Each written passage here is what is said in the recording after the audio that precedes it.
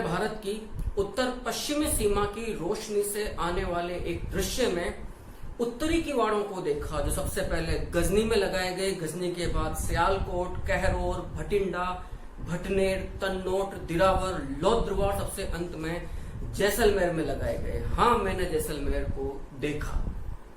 मैंने उन किवाड़ों के तालों को, अर्गला को, शूलों को देखा। मैंने साहसी देवराज को देखा।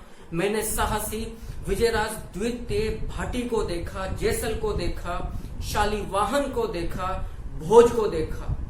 मोहम्मद गोरी के साथ लड़ते हुए, अपनी शहादत करते हुए महारावल भोज को देखा। तुर्कों को नाके चने चबवाते हुए देखा। राजकुमारी रत्नावती की कृष्ण भक्ति को मैंने तपते रेगिस्तान में उष्मा के साथ देदीप्यमान देखा।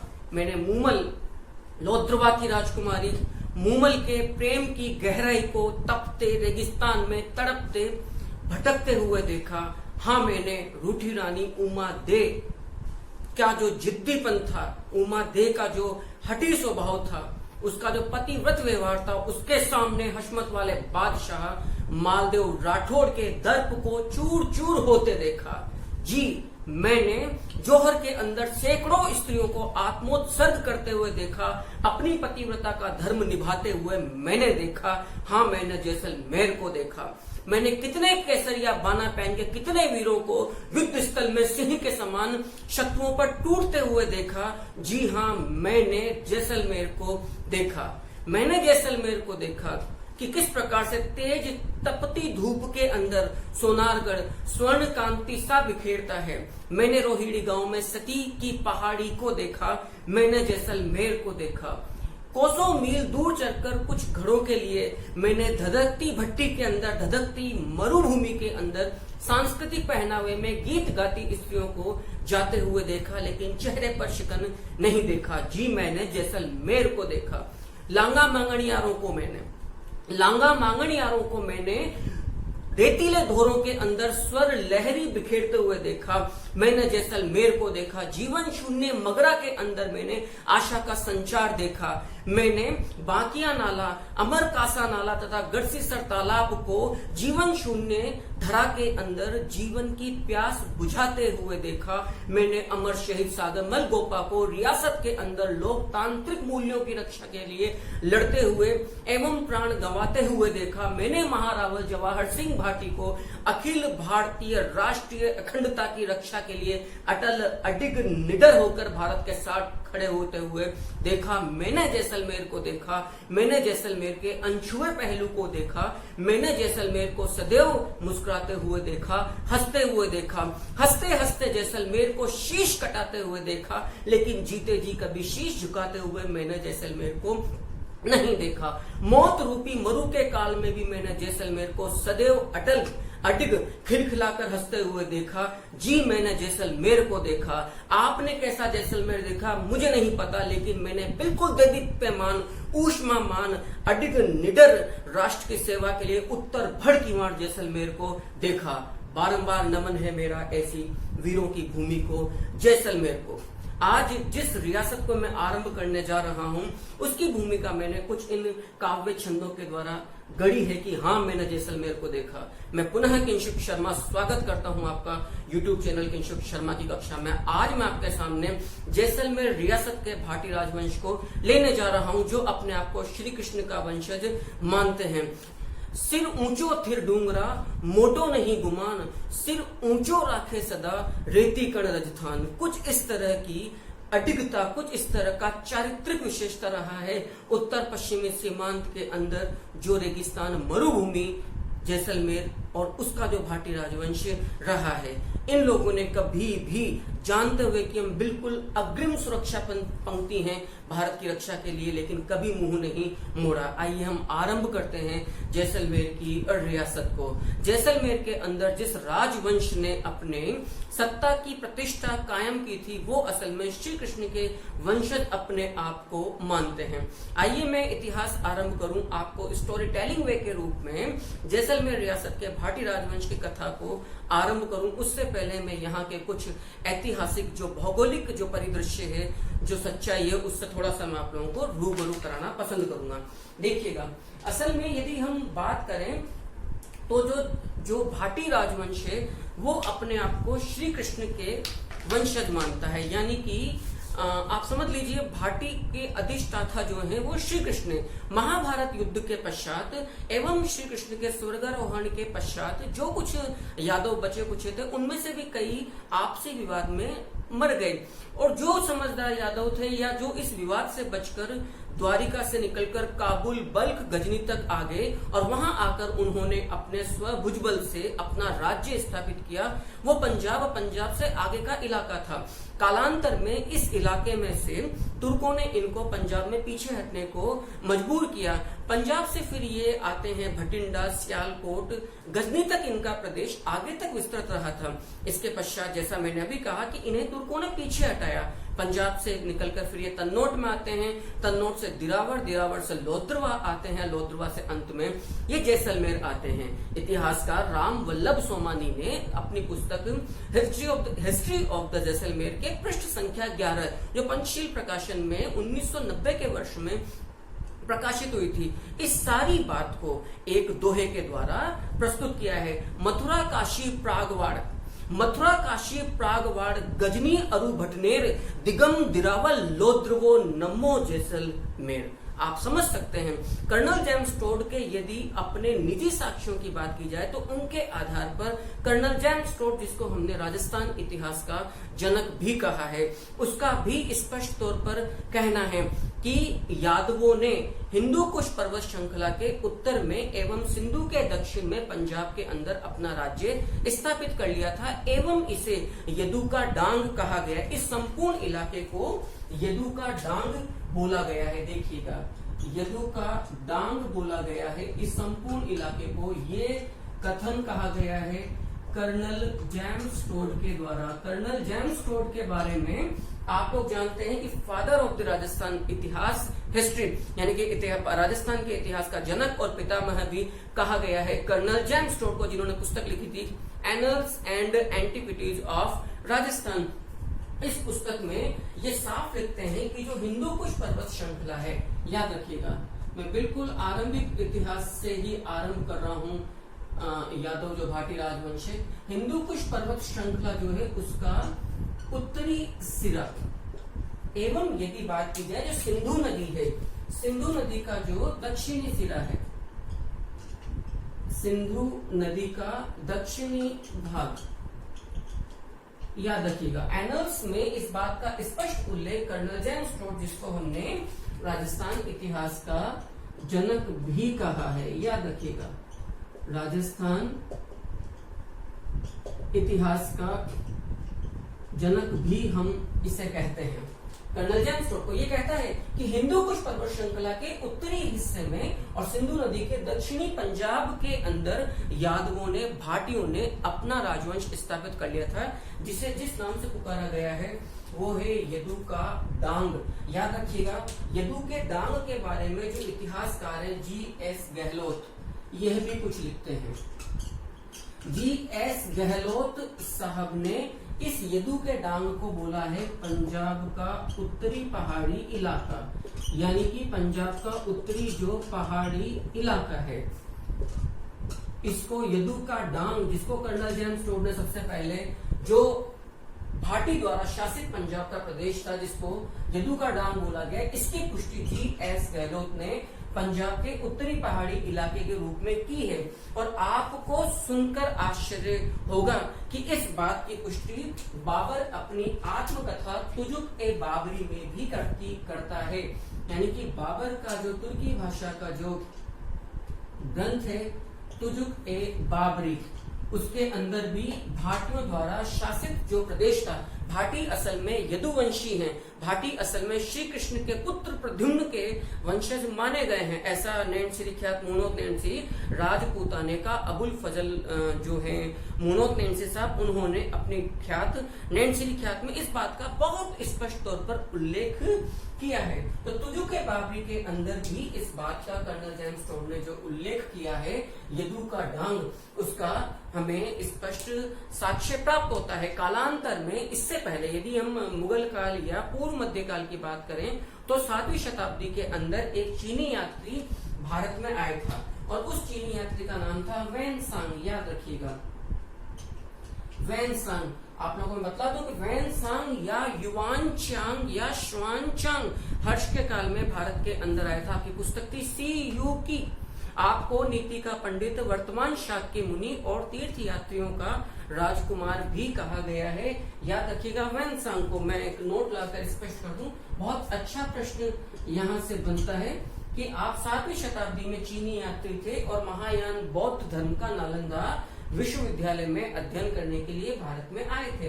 तो वैनसांग या युआनचांग या श्वेनचांग को नीति का पंडित या वर्तमान शाक्य मुनि, याद रखना, वर्तमान शाक्य मुनि एवं तीर्थ यात्रियों का राजकुमार भी कहा गया है।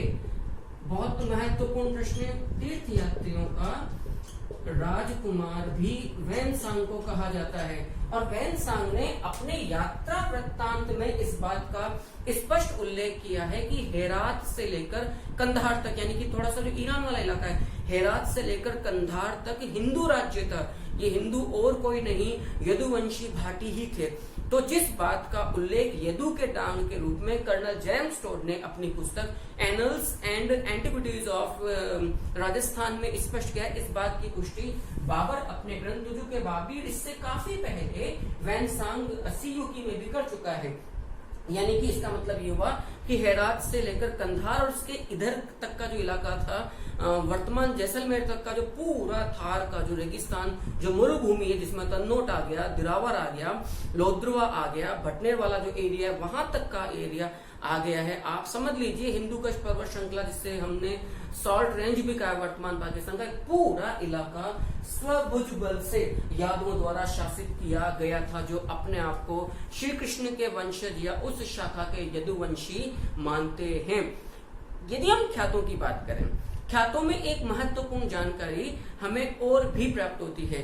ख्यात के जो प्रमुख ख्यातें राजस्थान की, वो इस बात का उल्लेख करती हैं कि एक नरेश था यदुवंशियों में जिसका नाम था गज, यदुवंशी शासक। याद रखिएगा यदुवंशी शासक गज। इस गज ने अपने नाम से एक प्रदेश को स्थापित किया था जिसे कहा गया है गजनीपुर। आप यकीन नहीं मानेंगे, कर्नल जेम्स टोड ने अपनी पुस्तक annuls and antiquities of Rajasthan में यदु शासक या यादव शासक या भाटी शासक गज द्वारा स्थापित गजनीपुर की साम्यता वर्तमान अफगानिस्तान के नगर गजनी से की है।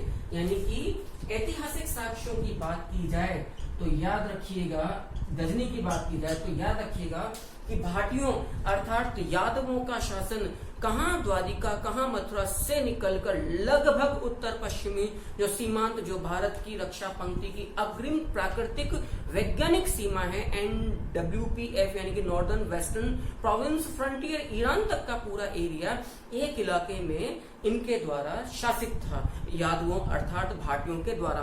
ख्यातकार, कुछ इतिहासकार तो यहाँ तक कहते हैं कि कालांतर में कुछ यादव फिर या भाटी आगे जाकर इस्लाम धर्म में परिवर्तित हो गए। राम वल्लभ सोमानी या हरि सिंह भाटी जी की जो पुस्तक है कि गजनी से जैसलमेर तक का, इसका मतलब यही है कि संपूर्ण इलाका कहीं न कहीं यादवों अर्थात भाटियों द्वारा शासित था। मैं उम्मीद करता हूं कि जो मैंने कहा था कि सिर ऊंचो थिर डूंगरा मोटो नहीं गुमान, सिर ऊंचो राखे सदा रेती कण रजथान, बहुत कुछ इस बात की पुष्टि इनके दुर्दम्य साहस के साथ होती है कि कितना बड़ा एरिया इन लोगों के द्वारा शासित था। यदि मैं जैसलमेर के भाटी राजवंश की जीवटता या इनकी चारित्रिक विशेषताओं की बात करूं तो इस बात का जीवंत साक्ष्य हमें मरुस्थल के अंदर रियासत की स्थापना करके भारत की अग्रिम सुरक्षा चौकी के रूप में सदियों तक अपनी प्रतिष्ठा को स्थापित करने से भी हो जाती है। जैसलमेर की जो मरुधरा है, जो मरुभूमि है, उसके बीच का जो केंद्रीय 40 मील का जो घेरा है वो असल में निर्जीव जीवन शून्य मगरा कहलाता है। कहते हैं कि जैसलमेर के पक्षी, मरुधरा के पक्षी भी मगरा में जाने से कतराते हैं वहां, क्योंकि वो वहां पानी तक नसीब नहीं होता मगरा के पक्षियों को। और इसीलिए कहा गया है जैसा नेरा मोरिया मगरो सामे मते उड़े, कि जैसलमेर के हे मोर मगरा की तरफ मत उड़ना, तुम्हें वहां सिवाय हवा के अलावा कुछ नहीं मिलेगा। तुम जल की आस में, प्यास की आस में तड़प तड़प कर प्यासे ही मर जाओगे। तो जैसा नेरा मोरिया मगरो सामे मते उड़े।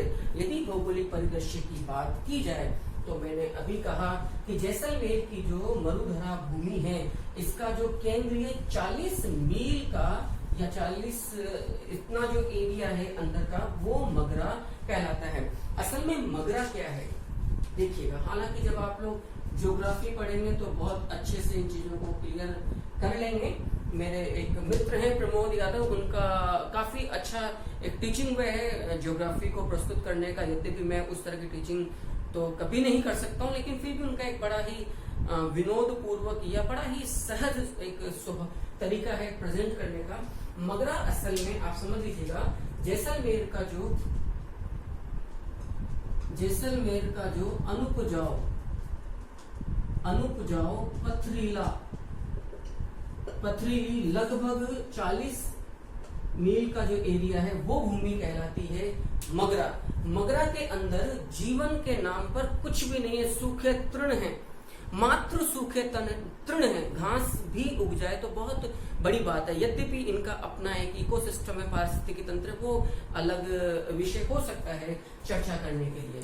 यदि हम प्राचीन काल से जैसलमेर की बात की जाए तो जैसलमेर को याद रखिएगा, मांड भी कहा है, मांडधरा या माड़धरा भी कहा है, इसको त्रवण भी कहा है, इसको वल्ल भी कहा है, इसको वल्लभ मंडल भी कहा है। कई इलाकों से इसे जाना गया है। ऋग्वेद में भी इस भूमि का जो उल्लेख मरुकंटक के रूप में हमारे सामने आता है। अब आप समझ लीजिएगा, यदि मैं वैदिक काल की बात करूं तो यहाँ पर कहा जाता है कि प्राचीन काल से ही काकने नदी प्रवाहित होती थी।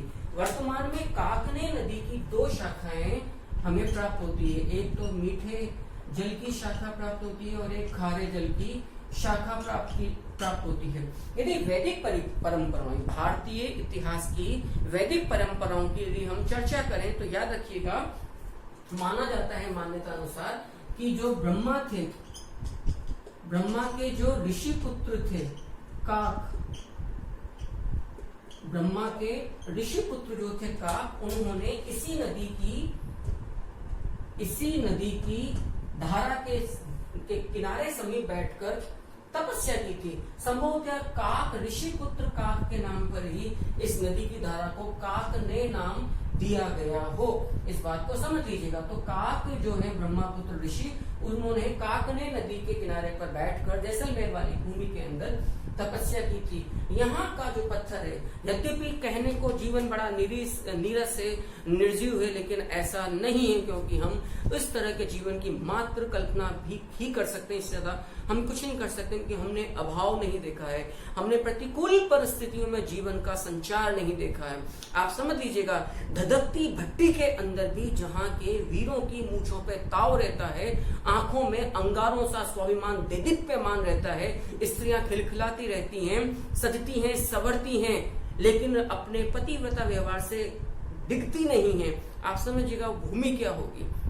मैं ये तमाम बातें इसलिए बोल रहा हूं, जब तक आप इस नीरसता या इस निर्जीव पन को महसूस नहीं करोगे, आप जैसलमेर के इतिहास को कदाचित नहीं समझ सकते हैं।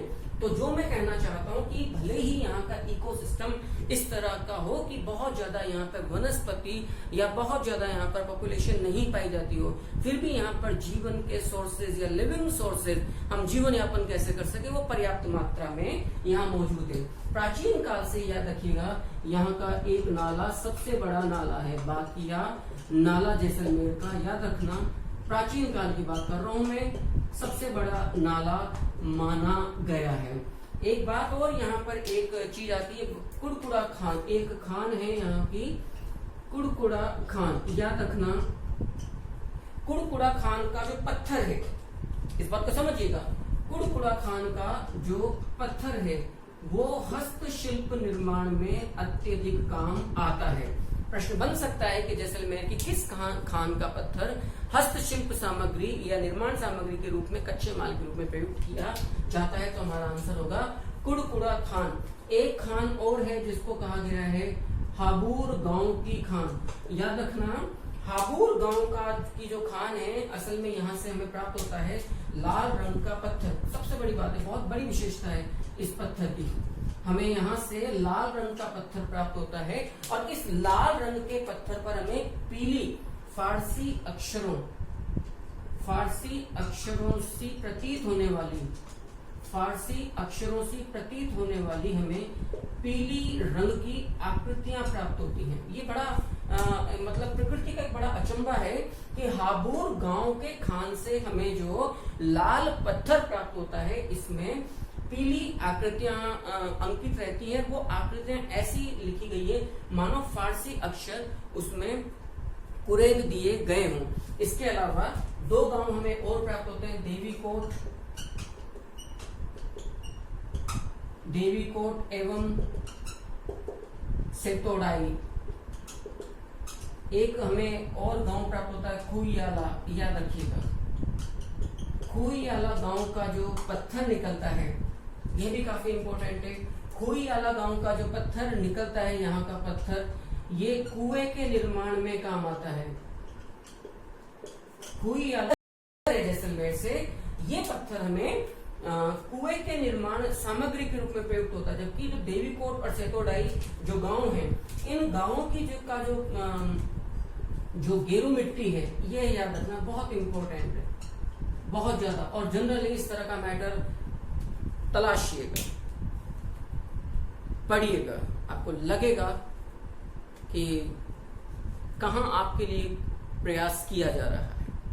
देवीकोट और सेतोडाई गांव की जो गेरू मिट्टी है, सदियों से इस मिट्टी का प्रयोग दीमक से बचाने में, मठाधीश के वस्त्रों को भगवा रंग में रंगने के लिए, जंग को हटाने के लिए, इत्र बनाने के लिए एवं सुनारों द्वारा स्वर्ण आभूषणों को चमकाने के लिए इस गेरू मिट्टी का प्रयोग किया जाता है। तो एक बार और देख लीजिए, बांकिया नाला यहाँ का सबसे बड़ा नाला है। मगरा यहाँ की पथरीली जमीन कहलाती है, जिसके बारे में कहा जाता है कि जैसे कि पक्षी भी पानी के लिए तरसते हैं। और मैंने फिर एक लोकोक्ति यहाँ की कही थी कि जैसा नेरा मोरिया है जैसलमेर के मोर, मगरो सामो मतु उड़े।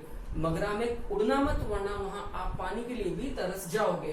कुड़कुड़ा खान का पत्थर हस्तशिल्प के लिए काम में आता है। हाबूर गांव का जो खान है, इस खान का निकला लाल पत्थर के ऊपर फारसी अक्षरों में पीली आकृतियां हमें अंकित नजर आती है। ऐसा लगता मानो फारसी पर्शियन लेटर से, ऐसा है नहीं। देवीकोट और सेतोडाई गांव की जो गेरू मिट्टी है, इसका प्रयोग सदियों से मठाधीशों द्वारा अपने वस्त्रों को गेरुए रंग में रंगने के लिए, जंग हटाने के लिए, दीमक नहीं लगने के लिए, इत्र बनाने के लिए और सुनारों द्वारा स्वर्णाभूषणों जो ज्वेलरी होती है, ऑर्नामेंट्स होते हैं, उनको चमकाने के काम में किया जाता है। खुईयाला गांव का जो पत्थर है, वो कुएं के निर्माण में काम आता है। दूसरी बात, यहाँ की जो मुल्तानी मिट्टी है जैसलमेर की, वो मुल्तानी मिट्टी भी काफी औषधि दायक है। ये मुल्तानी मिट्टी मेट कहलाती है। यह भी आपको यहाँ का भौगोलिक परिदृश्य हमेशा याद रखना होगा। मेट असल में क्या है, याद रखिएगा। मेट जैसलमेर की मुल्तानी मिट्टी कहलाती है, बहुत इंपॉर्टेंट है। जैसलमेर की जो मुल्तानी मिट्टी है, वो क्या कहलाती है, वो मेट कहलाती है। अच्छा, यहाँ जैसलमेर की यदि हम मरुभूमि की बात करें, यद्यपि कहने को यहाँ पर जल के स्रोत बहुत ज्यादा नहीं है, लेकिन ईश्वर ने बैलेंस किया है। यहाँ पर कई प्रसिद्ध झाड़ियां और हमें घास पाई गई है, जो दूर दूर तक प्रसिद्ध है। यदि मैं बात करूं आपसे झाड़ियों की जैसलमेर की, तो वो है काफी प्रसिद्ध इजेर, साठी, ओक, फोग एवं थोर। ये यहाँ की प्रसिद्ध झाड़ियां हैं, याद रखिएगा। इजेर, साठी, ओक, फोग और थोर। यदि यहाँ की घासों की बात की जाए तो लाख, धामण, दूब, धुरनियों, भुरट, गांठिल, मोराली एवं सेवण, याद रखना। ये यहाँ की बेहद प्रसिद्ध घास है। मैं दोबारा बोल रहा हूं, लाख, धामण, दूब, धुरनियों, भुरट, गांठिल, मोराली एवं सेवन। इनमें सेवन संपूर्ण रेगिस्तान में चारे के रूप में दूर दूर तक प्रसिद्ध है। सबसे अधिक प्रसिद्ध चारे के रूप में यहाँ पर जो जीवनदायी घास ग्रास मानी गई है वो है सेवण। और मारवाड़ के आम जीवन में तो प्रसिद्ध है कि मारवाड़ का सेण और सेवण बेहद प्रसिद्ध है। मारवाड़ का सेण और सेवण बेहद प्रसिद्ध है।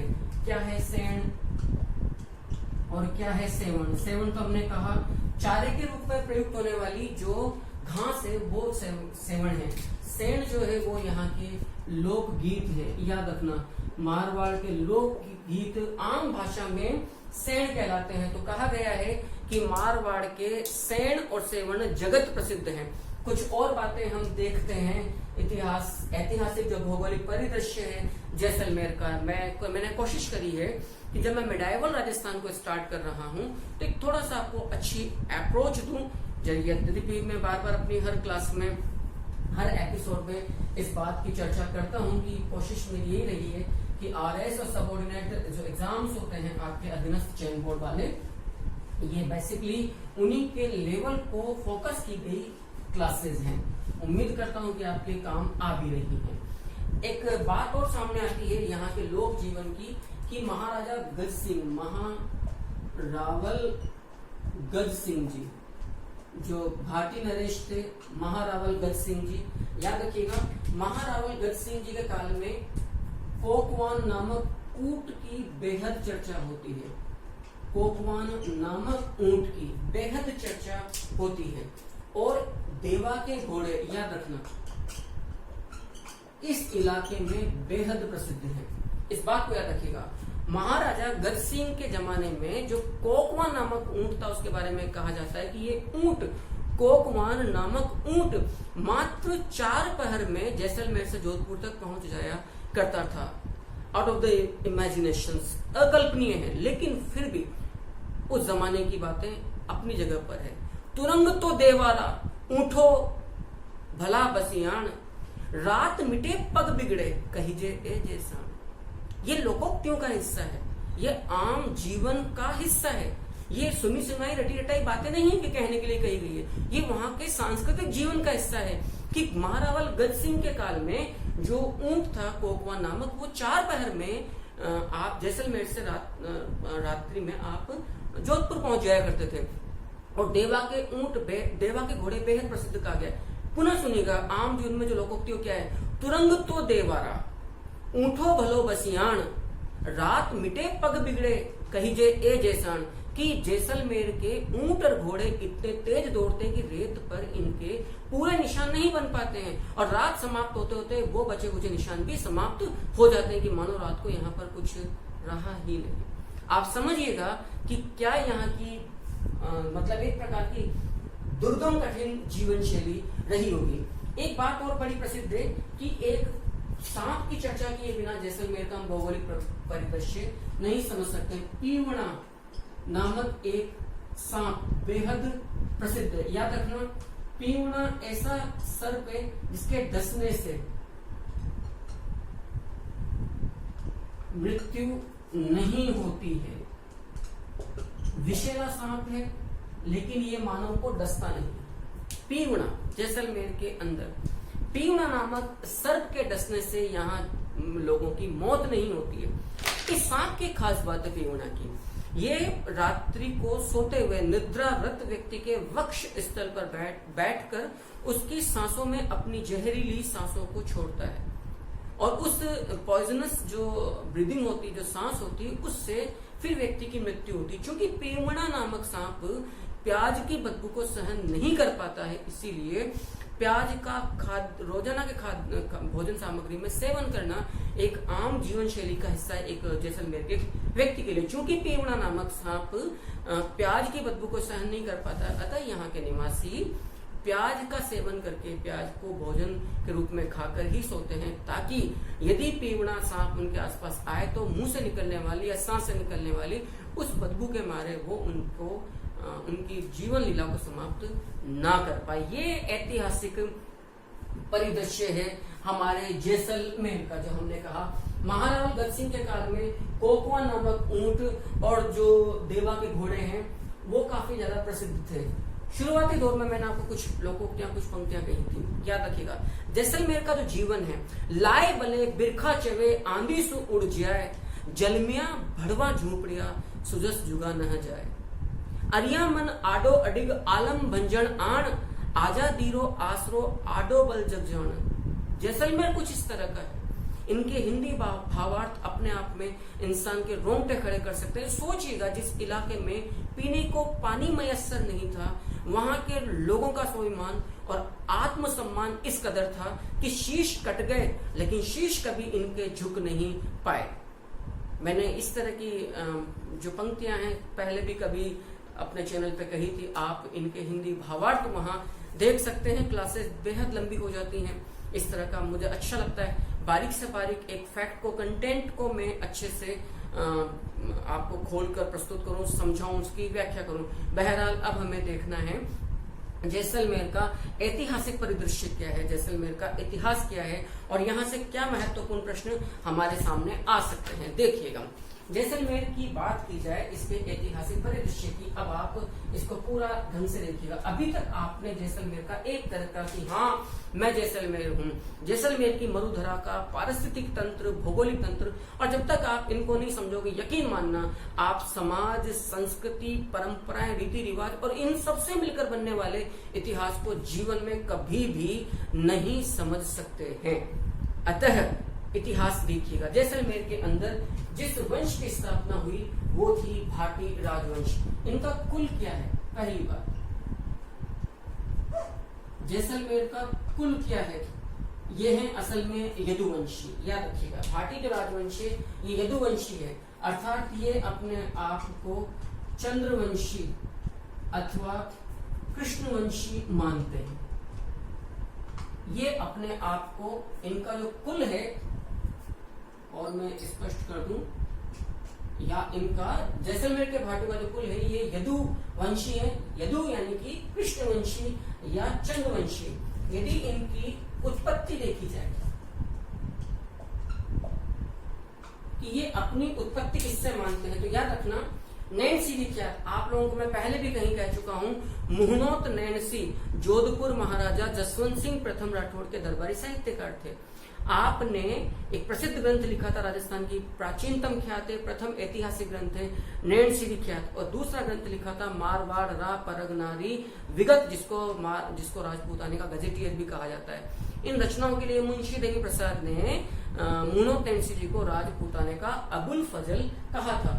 तो मुहनोत नैनसी साहब का ये कहना है भाटियों की उत्पत्ति के संबंध में कि श्री कृष्ण के पुत्र, श्री कृष्ण के पुत्र प्रद्युम्न के वंशज माने जाते हैं। यानी कि भाटी स्वयं को श्री कृष्ण के पुत्र प्रद्युम्न के स्वयं को वंशज मानते हैं। ऐसा मत है किसका?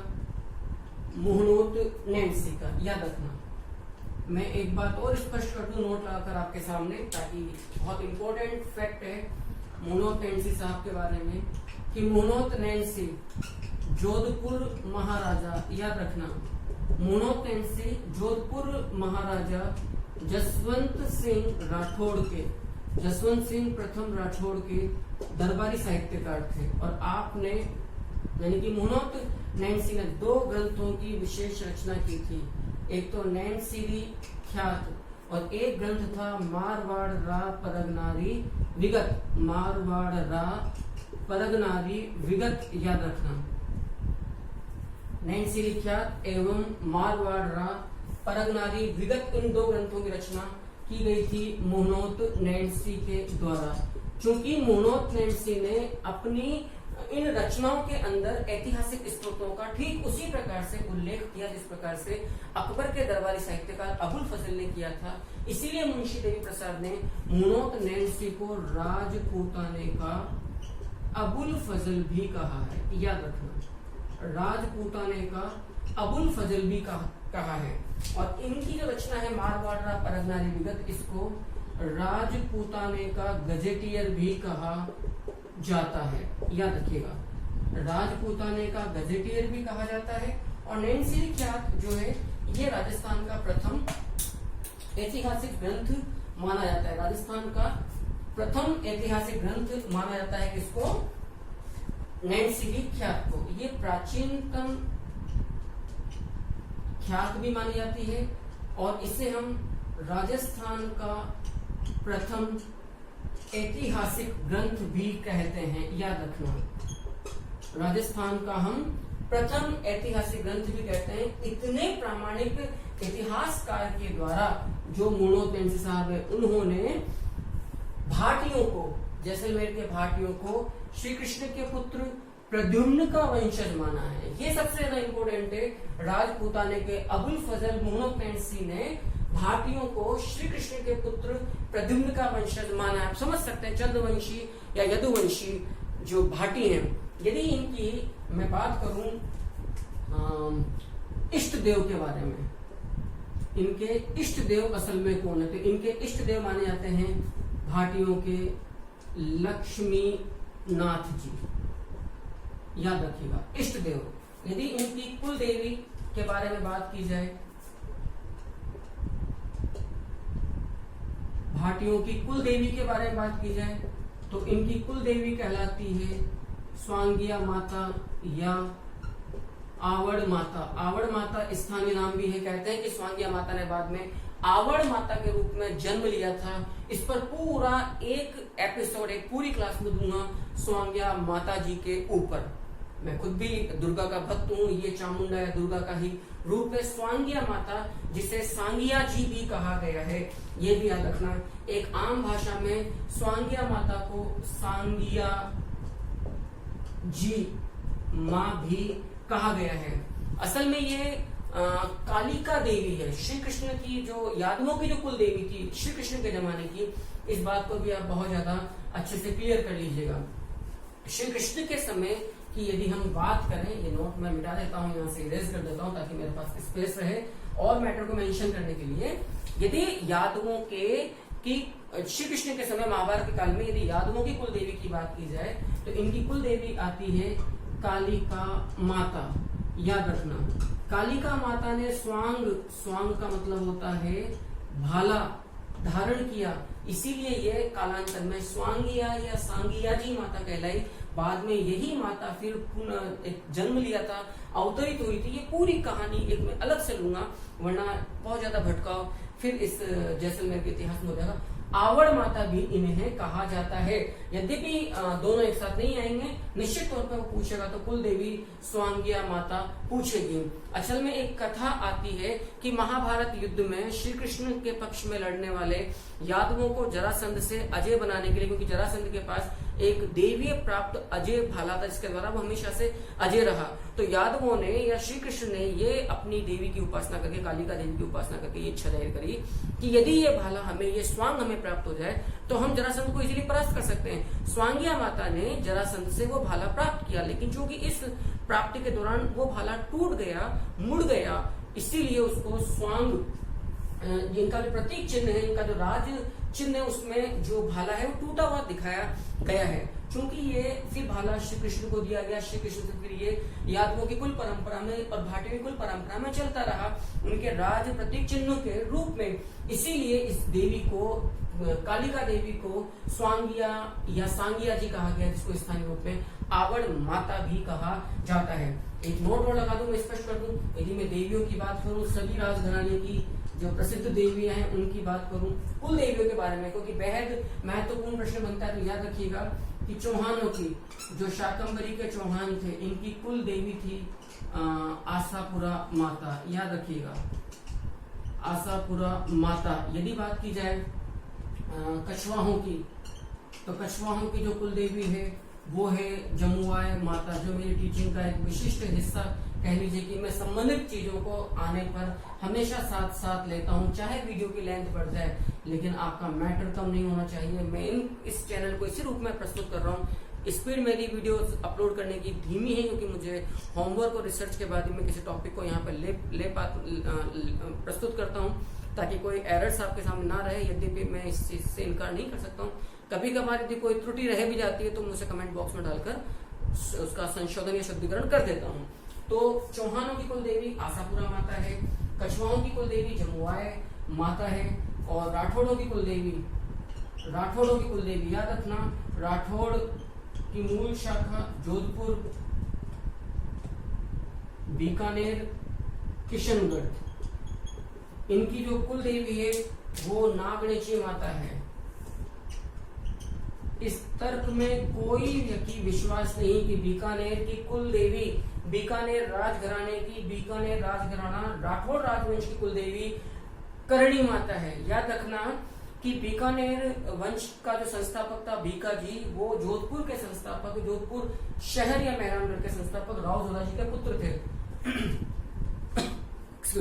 हिंदुओं की जो परंपरा है, जो वैदिक परंपरा, उसमें पिता और पुत्र की कुल देवियां अलग अलग नहीं होती। तो नागणेची जी या राष्ट्रेश्वरी देवी जो है, चक्रेश्वरी देवी जो मूल रूप में कहा गया है, वो असल में राठौड़ों की कुल देवी है। राठौड़ चाहे वो जोधपुर के हों, चाहे बीकानेर के हों, चाहे आपके किशनगढ़ के हों।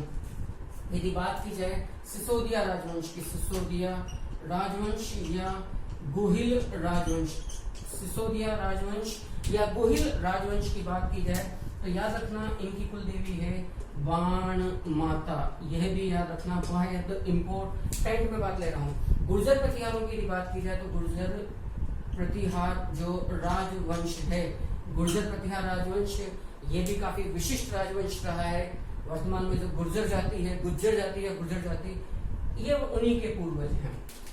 तो यदि इनकी बात की जाए गुर्जर प्रतिहारों की, तो इनकी जो कुल माता है, इनकी माता है चामुंडा माता, जिसको अंबारोहिया माता भी कहा गया है। याद रखना, इसे हमने अंबारोहिया माता या गजानन माता भी पुकारा है। तो गुर्जर प्रतिहारों की माता चामुंडा माता, अंबारोहिया माता या गजानन माता भी हमने कहा है। तो यहाँ तक का मैटर आप लोगों ने देख लिया कि इनकी जो कुल देवी है जैसलमेर के भाटियों की, वो है स्वांगिया माता। इनके जो इष्ट देवता हैं वो है लक्ष्मीनाथ जी। कुल इनका यदु है। ये चंद्रवंशी या कृष्णवंशी खुद को मानते हैं। कुछ और इनका ऐतिहासिक परिप्रेक्ष्य देखिएगा, मैं इस नोट को पुनः हटा देता हूं। यस, इनके जो आराध्य देव हैं वो कौन है इस वंश के, यानी कि भाटियों के जो आराध्य देव हैं वो आराध्य देव हैं श्री कृष्ण। तो देखिएगा, इनके कुल देवता या इष्ट देवता लक्ष्मीनाथ जी हैं, आराध्य देव श्री कृष्ण है, कुल देवी इनकी स्वांगिया माता है। लेकिन आराध्य देवी इनकी कौन है?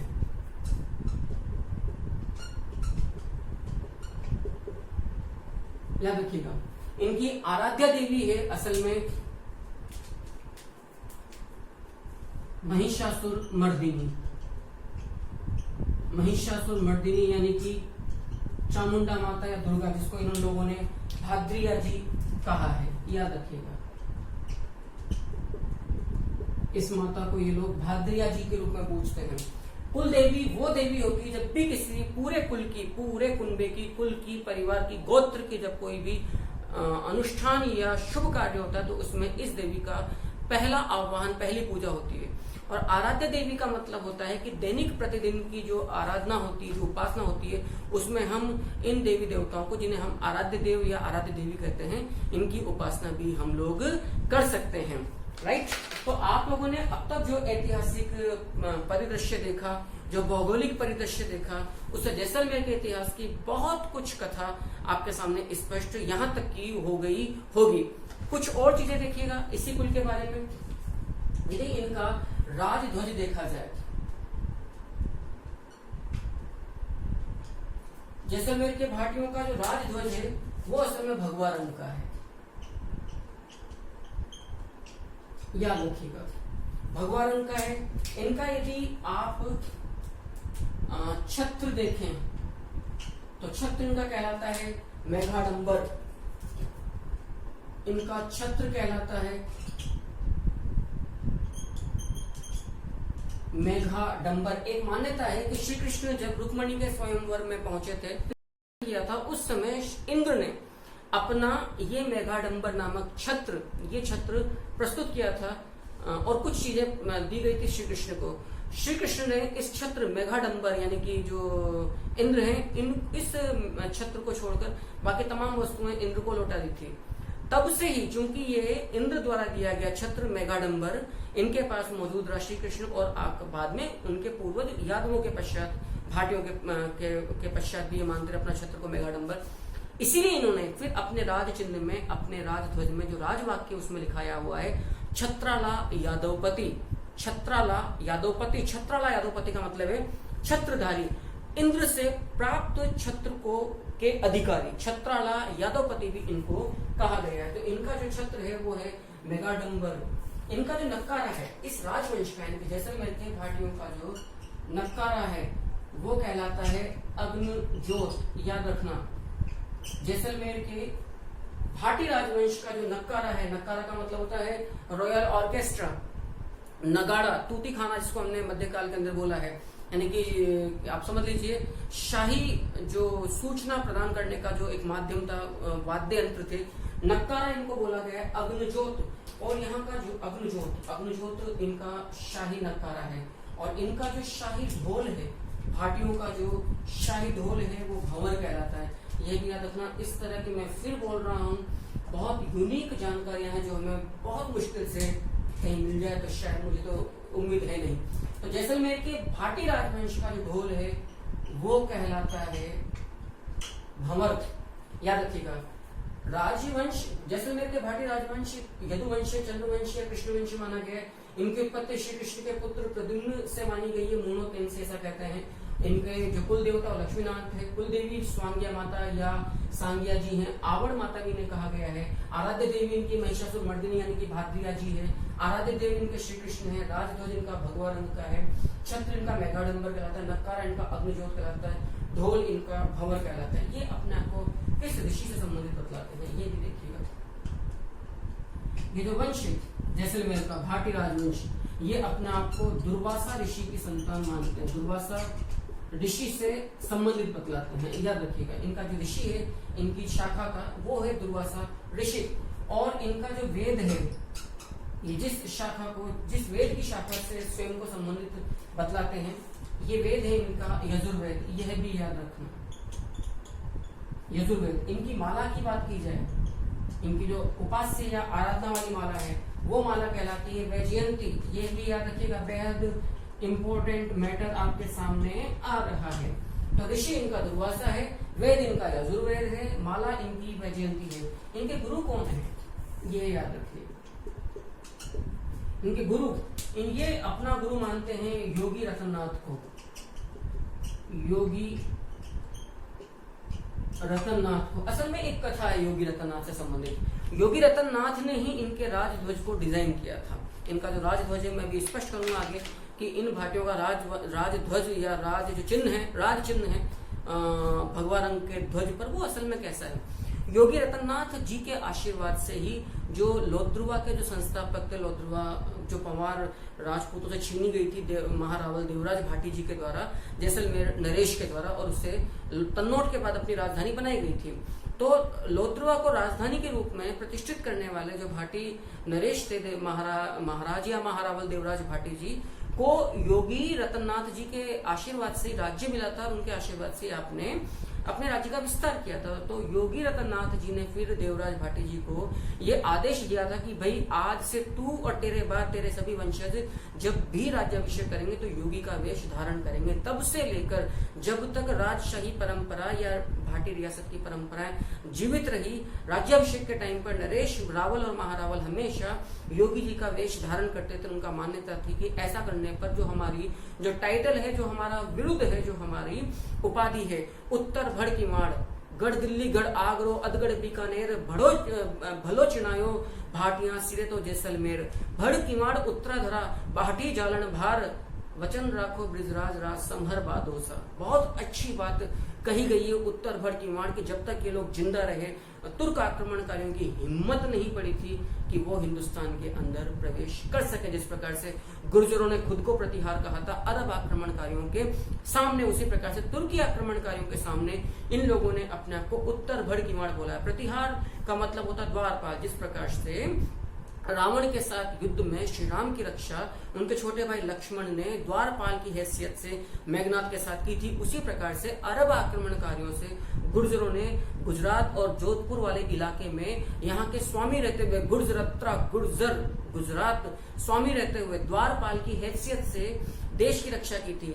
द्वारपाल यानी कि प्रतिहार, इसीलिए गुर्जरों ने अपने नाम के पीछे प्रतिहार लगाया।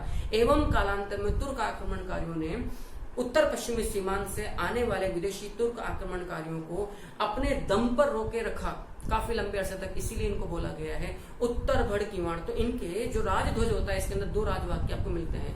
छत्राला यादवपति, मैंने फिर कहा यादवों के जो अधिपति थे श्री कृष्ण, उन्होंने इंद्र से मेघाडंबर नामक छत्र प्राप्त किया था। और उत्तर भड़ कीवाड़ किसी दुर्ग की उपाधि नहीं है, क्लियर कर लीजिएगा। भटनेर के लिए तो खैर बोला ही नहीं गया है। कुछ विवाद सिर्फ इसलिए होता है क्योंकि भाटियों की आरंभिक राजधानी भटनेर थी। सही बात यह है कि उत्तर भड़ कीवाड़ विरुद्ध किसी दुर्ग का नहीं है, राजा का है। चूंकि ये राजा जैसलमेर का था, इसीलिए कालांतर में उस राजा यानी कि सभी नरेशों की उपाधि उत्तर भड़ कीवाड़ और फिर जैसलमेर दुर्ग की ख्याति भी उत्तर भड़ कीवाड़ के रूप में प्रतिष्ठित हो गई। जैसे कि जयपुर के नरेश जयसिंह द्वितीय जी ने जब सवाई की उपाधि उन्हें औरंगजेब के द्वारा दी गई, तब से लेकर फिर अंतिम नरेश मान सिंह जी द्वितीय तक सभी नरेश अपने आप को सवाई कहते रहे। तो इतिहास के कुछ अनछुए पहलू ऐसे होते हैं जो हिडन होते हैं और जो बड़े, यदि हम हल्के स्तर की टीचिंग करें तो बड़े विवाद पैदा करते हैं और हमें कहीं न कहीं ऐतिहासिक तथ्यों से भ्रमित करते हैं। तो उसमें गलती इतिहास की नहीं है, इतिहास को प्रस्तुत करने वाले विद्वान वक्ताओं की होती है और हमें इतिहास को उसी रूप में देखना चाहिए, क्योंकि मेरे हिसाब से इतिहास अतीत से आने वाली वो रोशनी है जो भविष्य का सही मार्ग अपने प्रकाश में दिखा सकती है। अब आप पर डिपेंड करता है कि आपकी आंखें और ज्ञान के चक्षु कितने खुले हुए हैं उस रोशनी को देख पाने में, ग्रहण कर पाने में। राइट, आगे देखिएगा। तो इनके जो गुरु हैं वो योगी रतननाथ जी हैं। योगी रतननाथ जी के आशीर्वाद से ही सगुन चिड़िया, ये भी याद रखना, सगुन चिड़िया इनका सबसे शुभ पक्षी बना। तो इनका यदि मैं बात करूं, इनका जो शुभ पक्षी है, ये जिस पक्षी को अपना क्या कहना चाहिए, एक प्रकार का शगुन मानते हैं, शुभ मानते हैं, उस पक्षी का नाम है खंजन चिड़िया या सगुन चिड़िया। खंजन या सगुन चिड़िया याद रखना, मैं यहां पर लिख देता हूं, खंजन या सगुन चिड़िया बोला गया है। इसको पलम्ब के नाम से भी पुकारा गया है। तो इनके जो गुरु हैं वो योगी रतननाथ जी हैं, ऋषि इनके दुर्वासा ऋषि हैं। राइट, यहाँ तक का मैटर मैं उम्मीद करता हूँ कि आपको बेहद अच्छे से समझ में आ गया है। कम से कम जहां तक मैं समझता हूँ राजस्थान के अंदर प्रचलित कोई सी भी गाइड, शायद बहुत कम कोचिंग से, बहुत कम टीचर से होंगे जो इस तरह से जैसलमेर की शुरुआत आप लोगों को प्रदान करेंगे। मेरे हिसाब से बेहद महत्वपूर्ण प्रश्न कहां से किस रूप में आ जाए आप कभी भी जज नहीं कर सकते हैं। जो अब पर्टिकुलर जो एग्जाम्स की जो नेचर, क्वेश्चंस की जो नेचर आप चेंज होती जा रही है। आगे देखिएगा, मैं यहाँ से रिवाइज करता हूँ मैटर और फिर अपन गति प्रदान करते हैं अपने अध्याय को। आगे आपने शुभ पक्षी देख लिया, अब आप देखिएगा इनके पुरोहित असल में कौन है, यादवों के। राइट, इनके जो पुरोहित हैं, यादवों से मेरा मतलब यहाँ पे भाटियों से, इनके पुरोहित कहलाते हैं पुष्करना व्यास। पुष्करना जिन्हें पोकरना आम भाषा में, भाटों की, ख्यातकारों की आम भाषा में पोकरना या पुष्करना व्यास भी कहा जाता है। तो पुरोहित इनके हैं पुष्करना या पोकरना व्यास। क्लियर है। इनका जो शुभ पशु है वो है गाय, वराह, हिरण एवं भेड़। याद रखिएगा, इस भाटी राजवंश के जो शुभ पशु हैं वो है गाय, वराह, हिरण और भेड़। यदि इनकी नदियों की बात की जाए कि ये किन नदियों को पवित्र मानते हैं देवी के रूप में,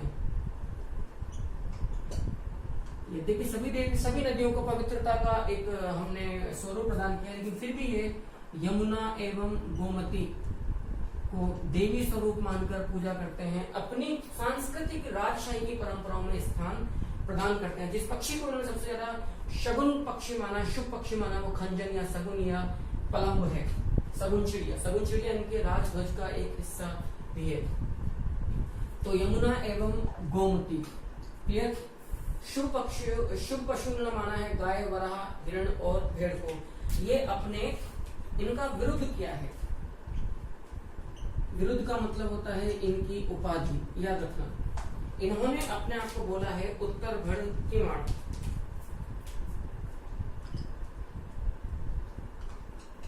उत्तर भड़ या भिड़ की माड़ अर्थात उत्तरी सीमा का प्रहरी। एवं इन्होंने एक उपाधि और काम में लिए छत्राला यादवपति, याद रखना। छत्राला यादवपति भी इन्होंने स्वयं को बोला है। इसके अलावा इनके अभिवादन का तरीका क्या है?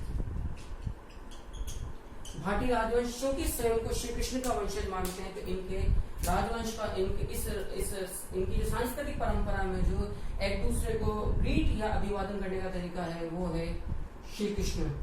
और हम भी वर्तमान में जिस परंपरा के व्यक्ति हैं, निश्चित तौर पर पारिवारिक सदस्यों के साथ और मित्रगणों के साथ और स्नेही जनों के साथ और आप जैसे स्टूडेंट्स और मित्रों के साथ जय श्री कृष्ण ही कहते हैं। श्री कृष्ण आपकी रक्षा करें और आपके लक्ष्यों की पूर्ति में आपके सहायक बने, आशीर्वाद देकर आपको हमेशा आपका आत्म मनोबल बढ़ाए रखे। मेरी शुभकामनाएं हैं आप सभी लोगों को। तो इनके अभिवादन का तरीका है श्री कृष्ण।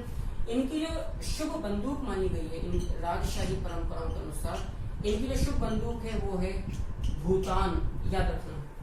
और जिस गोत्र का दीवान इनका शाही दीवान होता है, जिस पारंपरिक तौर पर जिस गोत्र के व्यक्ति इनके दीवान होते हैं वो है टावरी, मोहता, महेश्वरी गोत्र।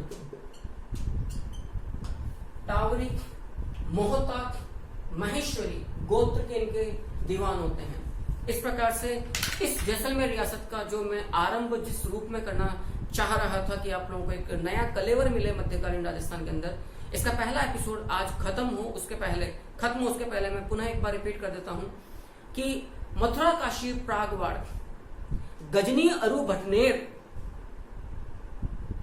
दिगम, दिरावल, लोद्रो, नमो, जैसलमेर। आप समझिएगा कि इनकी यात्रा, इन यादवों की, श्री कृष्ण के इन्होंने अपने आप को वंशज बोला है। मथुरा, काशी, प्रागवाड़, गजनी, भटनेर, भटिंडा, तन्नोट, दिरावर, लोद्रुआ, जैसलमेर में तो बड़े अंत में आए हैं। गजनी से लेकर जैसलमेर तक की इनकी पूरी एक यात्रा रही है। ये अपने आप को यदुवंशी मानते हैं। इनके ऋषि दुर्वासा है, इनकी माला वैजयंती, इनकी कुल देवी स्वांगिया या आवर्जी माता है, सांगिया जी है। इनके जो कुल देवता है वो लक्ष्मीनाथ जी है। इनकी आराध्य देवी महिषासुर मर्दिनी, इनके आराध्य देव श्री कृष्ण है। इनका जो ध्वज है वो नारंगी आप भगवा रंग का है। इनका जो छत्र है वो मेघाडंबर है, राइट। ये अपने आप को मैंने अभी कहा यदुवंशी या चंद्रवंशी या श्री कृष्ण वंशी मानते हैं। और ये खुद को नैन्सी के अनुसार श्री कृष्ण के पुत्र प्रद्युम्न के वंशज मानते हैं। आप लोगों ने आगे देखा था कि इनका नक्कारा अग्निजोत कहलाता है और इनका ढोल भंवर कहलाता है। ऋषि इनके दुर्वासा है, वेद इनका यजुर्वेद है। ये अपने आप को इनके जो गुरु माना गया वो योगी रतननाथ जी को माना गया, जिन्होंने सबसे पहले महारावल देवराज भाटी, जिन्होंने लोकदुर्गा को राजधानी स्थापित की थी भाटियों की, से माना गया है। इसके अलावा बात की जाए तो इनके जो पुरोहित है वो पुष्करना व्यास, यानी कि पुष्करना गोत्र के ब्राह्मण या पोकरना व्यास भी इनको कहा जाता है। और इनकी माला वैजयंती है। वेद इनका यजुर्वेद है।